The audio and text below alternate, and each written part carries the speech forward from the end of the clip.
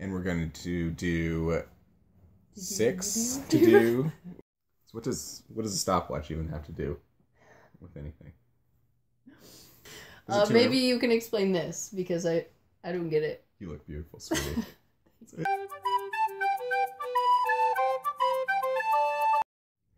Hey everyone, and we're going to do our 17 for 17 video, 17 books we want to get to in 2017. We're going to do 6 of our own choices.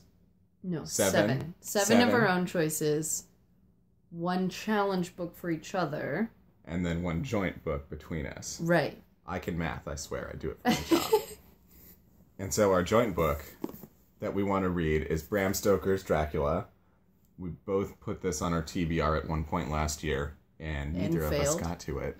So, yay us. So we're going to both try and enjoy this book in 2017. Yes. Hopefully in the same wrap-up, and then we can have some nice things to say about it. Maybe we could put some extra effort into trying to read it in the fall next year.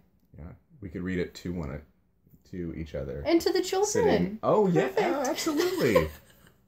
Well, Piper does have her the illustrated, book like, pop-up book. Yeah. And my first one is going to be Cities in Flight by James Blish.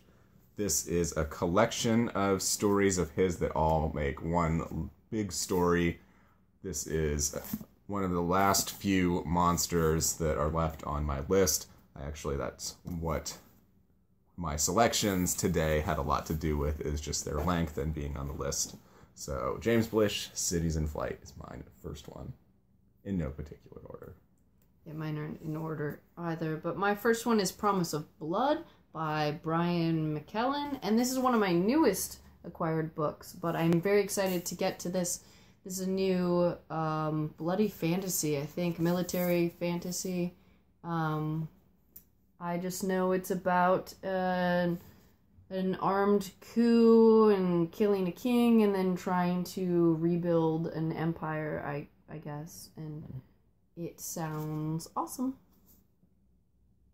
Trying to keep the peace after winning it, huh? And finding it more difficult. It always is, yeah.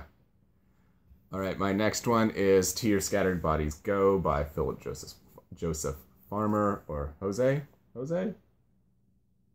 Yeah, Jose. Excuse me. When you asked me how to pronounce that, I thought you thought Farmer was Jose. I was like, what? How do you mix up Farmer and Jose? I don't know why I'm thinking Joseph even now. But Philip Jose Farmer. This is the River World, book number 1.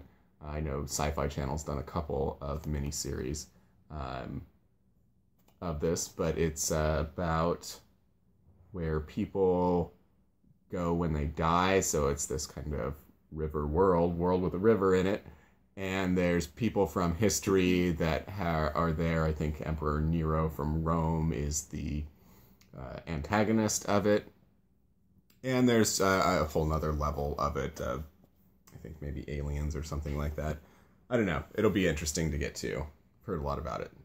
Okay, the next one on my list is Lagoon by Nnedi Okorafor. And I am currently reading my first Nnedi Okorafor, and I'm absolutely loving her writing style, and the fact that her characters are of African descent, and all the places that they go are in Africa, and all the people are African, and just the culture is very vibrant, and it's very refreshing. And so the premise of this one is some sort of alien ship lands in the ocean off the coast of... Is that how you pronounce that? And then 3 random people are just trying to survive when the military is trying to figure out, do they nuke the aliens and try and, strike first, or what? And it's talking about the regular everyday people who are just trying to get out of the area and survive. And it sounds awesome. Interesting, yeah. All right, and my next one is Have Spacesuit Will Travel by Robert A. Heinlein. This one is sort of I guess you could say a young adult or a high school young adult. Is that how you do it?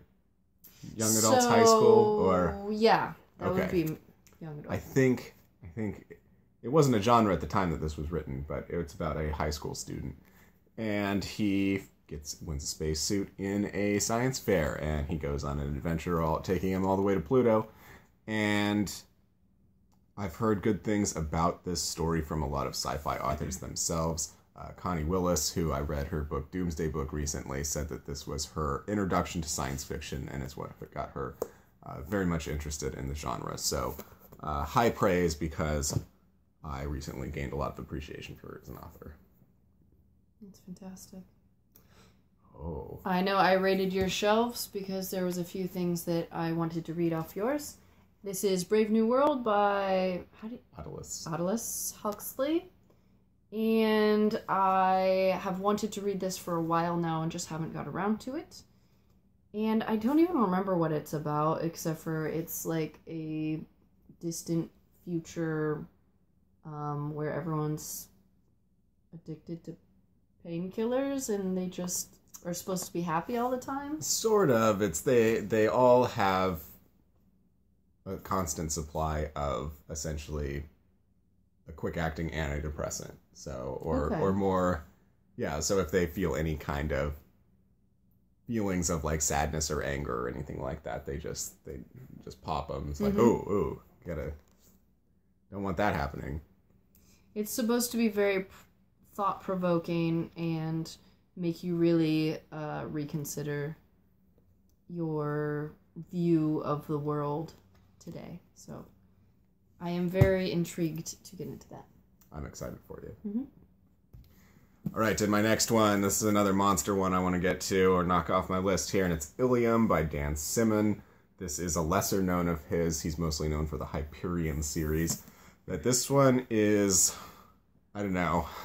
This one's about sci-fi, but then Greek gods, and so we'll see. I think I'm more excited to read that than you are. I don't know if that's going to be something up my alley or not, but it's on the list and it's very large, and I'd like to just be done with it, kind of, and hopefully I'll enjoy it. Yeah. Another one off your shelf is Slaughterhouse V by Kurt Vonnegut, and all I know is from what you've told me that there's something about a firehouse and I think aliens, and it's supposed to be really touching. A slaughterhouse, not a firehouse. Oh. That's Fahrenheit 451. That's right. I'm mixing those two up in my brain. It's because you were just talking about Brave New World, probably. Probably. So obviously I know very little about most of the books on your shelf, but I do know that I need to read it. Well, I'm excited for you for both of those. I hope you do read them and enjoy them. Yeah. All right. My next one is Solaris by Stanislaw Lem. This one is about an anomaly or a certain, I think it's a strange star out in space, and a scientist goes to visit it at this station that's researching it. And everyone at the station are having dead loved ones reappear like they are real. But everyone knows that they can't be real because they're dead, and just the psychology of how it's affecting everyone on that station. That sounds terrifying and awesome. Right. Yeah, and there's been a couple of movies made about this. I think one even with George Clooney, but I want to. Yeah, it sounds like something I've seen. Yeah. So it sounds heavy. Yeah. Which I hope it is, because the only other thing I've read by him was highly satirical and hilarious. So it'll be interesting to see how he handles that different his range, if you will. Yeah. Mm-hmm. For nonfiction November, I read Tribe by Sebastian. I've been pronouncing it Junger, but I've heard other pronunciations like Junger and I don't know. Younger? Yeah. Yeah. So anyways, this is War by the same author. And in this is nonfiction, and he followed a group of soldiers in Afghanistan, I think, for quite a long time, with his mission to write a book that makes you actually feel like you were there. Like, it makes you feel the anticipation before going out on a dangerous mission and deal with, like, the extreme boredom between, operations. Yeah. Yeah. And just to really give you the nitty-gritty, true feeling of what it means to be a soldier nowadays. So, his book Tribe went into a lot of the psychology and sociology, and how people deal with extreme life or death situations, and it was really fascinating, and I'm sure there will probably be some of that in this one, talking about the psychological effects of war and things like that. And I feel like it's going to be really hard to read because it's going to pull on your emotions and everything, but I think it's going to be absolutely fascinating. Yeah, it sounds highly fascinating.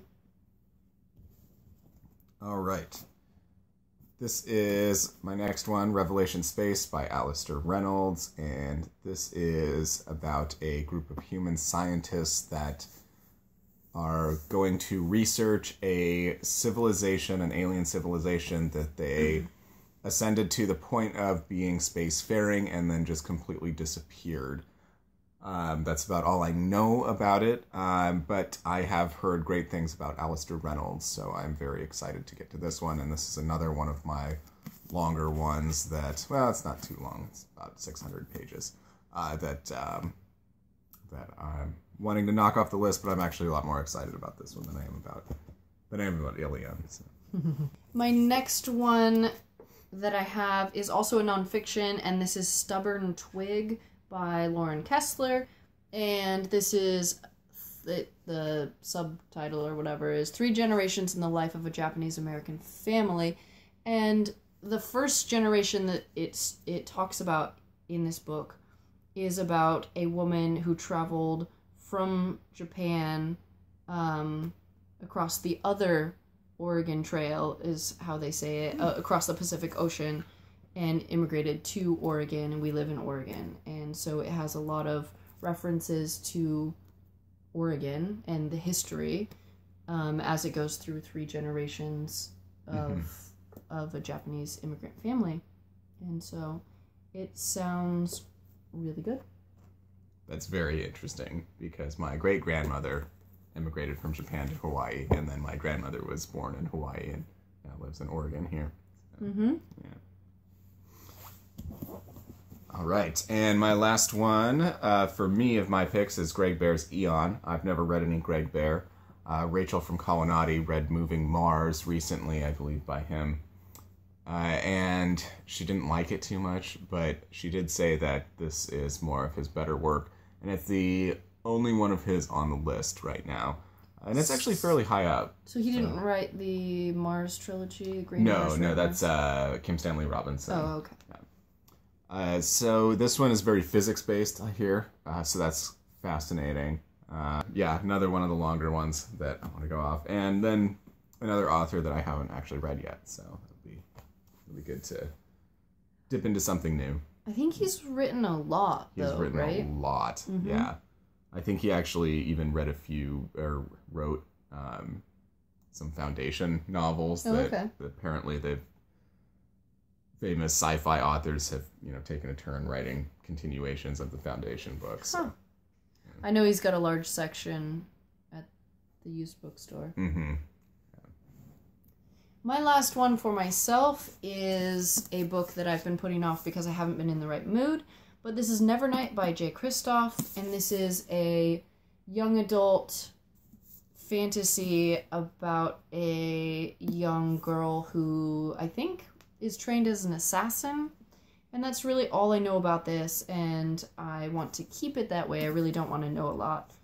I'm expecting to absolutely love this. The character, a good assassin story, a good fantasy. I hear great things about it. I just haven't been in the right mood for a YA fantasy. Fair enough. Yeah. Okay, what book did you pick for me? All right, I decided to go easy on you, and it's Good. one you have expressed some interest in, and it's A Princess of Mars by Edgar Rice Burroughs. This is a just very pulpy, action-oriented macho book, so it's very easy to read, and she has expressed some interest in wanting to read And look at the this. cover. Look how cheesy that looks. Oh, it looks awesome. I don't know what this frog thing is that they're riding, but it's pretty sweet looking. Yeah, those are their steeds. Nice. Yeah. Swords and steeds on Mars. Princesses. Absolutely. Heck yeah. Well, I look forward to getting into this, and I'm happy that you picked a short one. So thank you. Mm-hmm. I feel like that'll be a lot easier to finish than if you were to, assign like Dune or something like that. Yeah, as much as I'd love to, I don't want. I feel like I don't want to push that one on. That makes sense. So I'm not sure how you're going to handle this, but this is the first book in the Anita Blake series, Guilty Pleasures by Laurell K. Hamilton, and this is one of the good ones. So the first 8 to 12 are good, and then after that they're absolute crap. But this is the first one, and this is about Anita Blake, who is you may hold this. Mm-hmm. She is a vampire hunter. Mm-hmm. Oh. And she's supernatural herself. She raises zombies. Oh. So for legal reasons, if they died without finishing their will, or if there's children who are in therapy and they need to confront their dead father and tell him what a piece of crap he is or something like that. She does that. And works with the police. And then in this one, she meets a vampire who is kind of scary, and he wants to, make her his... Is that him there? Yeah. He looks hungry. Yeah. For maybe something more than blood. There's not sex in the first few. Okay, well, I'm pretty glad sure. this one's short, I don't too. remember any sex. And obviously you don't have to finish it, but I would... But she is a Marvel character, though. Marvel has the rights to her comics, her comic character, so... Yeah, there you go. It's a superhero book. There we go, yes. And so those are our 17 books that we really need to read over the next year. And if you have any comments or want to let us know your need to read for 2017, Need to read. Go ahead and let us know in the comments below. Bye, everyone.